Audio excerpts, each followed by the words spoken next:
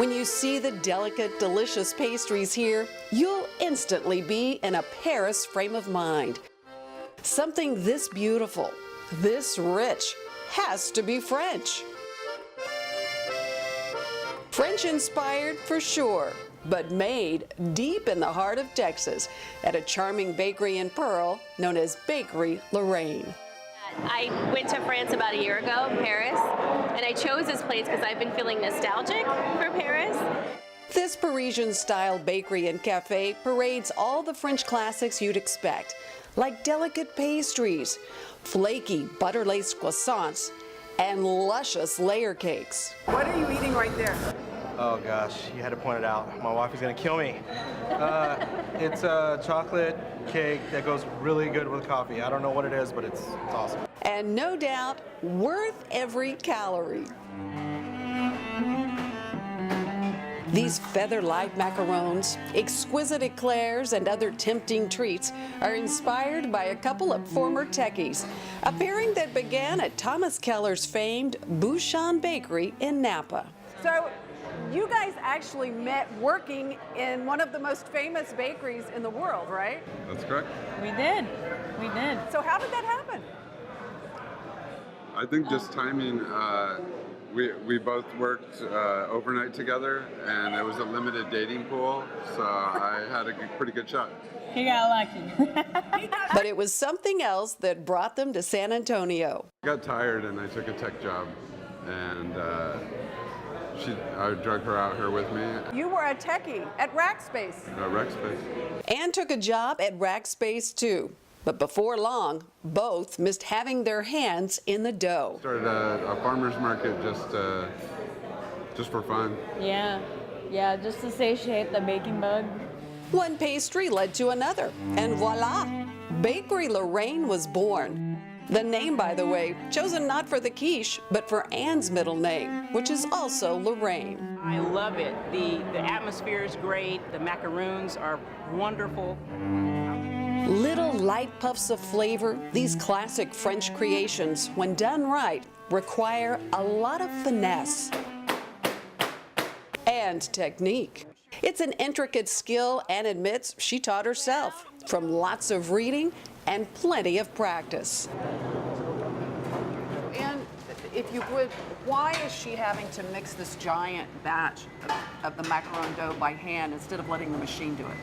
So we like to finish that batter by hand because there's a very fine line between getting the batter undermixed to overmixed.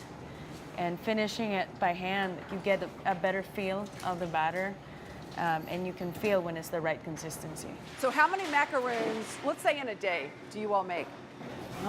We'll make a few thousand a day, very Really? easily, yeah. And in a variety of flavors. In a variety of flavors. And what flavor is this here? This one is blackberry cardamom. Oh, wow. You like that?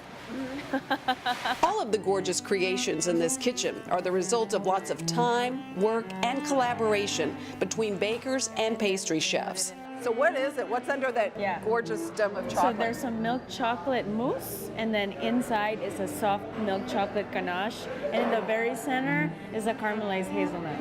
So the inspiration behind that is a Ferrero Rocher, which everyone loves. Absolutely. Yeah. And who doesn't love a Pop-Tart?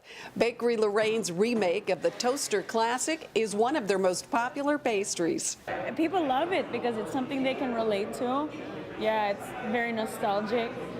Yeah. Yeah, and they're fun to look at. I think everyone has ties to their childhood, and it's like comfort food, right? Breakfast and lunch are served here too. Everything is farm fresh with an epicurean edge, like this Caesar salad made with kale.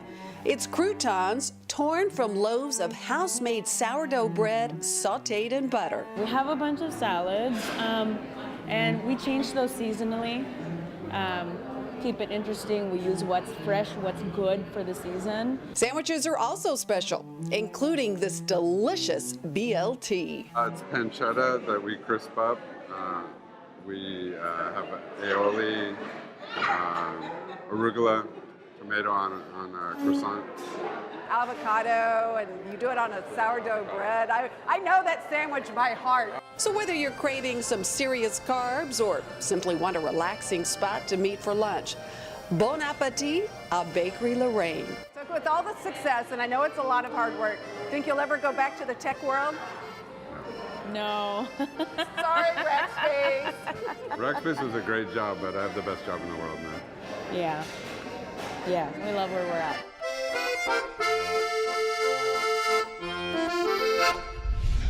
Okay, everybody, we're going to learn how to make that delicious smoky ancho chili honey sauce that we saw at Mac and Ernie's. This stuff is really good, and you're going to love it on everything. I'm with Chef Adrian at HEB Cooking Connection, my go-to guys when I need a recipe from a restaurant done easy at home. Well, thank you so much. Love a good ancho sauce, good on everything. We're switching it from quail today to lamb chop stuff. Love it. Well, So it's good on chicken, too. It's good on everything. Yeah. Really, it is. That smoky little heat in there you get, great. So Okay. we're doing our lamb bone-in loin chops. Here from HEB, all natural, of course. We pride ourselves in our all-natural selections. So for the ancho sauce, we're going to do our dried ancho peppers, fresh orange zest, a little honey. We've got candied jalapenos, old school style, and a little salt and pepper and chicken broth. Very simple and easy. All right, let's do it. So we'll season these up with our hickory all-purpose house rub. It's got some good woodsy flavors, sweet and salty as well. Skillets on a medium heat, a little extra virgin olive oil, and we're going to cook these for 3 minutes aside.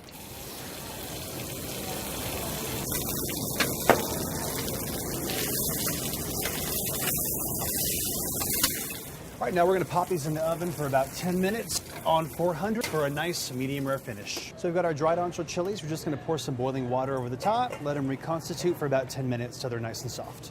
Okay, next. All right, so we've got all our ingredients in the blender with a little touch of our buyer's best candied jalapenos. Blend it till it's creamy and smooth. Here we go. And here it is in all its smoky goodness. And if that's too smoky or spicy for you, a little Greek yogurt will kill that heat just right. So good. We've got the recipe on goodtaste.tv. Chef, thank you. Thank you. Coming up next, I'll show you the wines. My picks for the week, some fantastic Pinot Noirs, including an organic one. Then, dinner with one of Texas' first families. Well, sort of. We'll take you to the historic manor house and save you a seat at our table. Good Taste will be right back. Good Taste with Tanji is brought to you in part by HEB.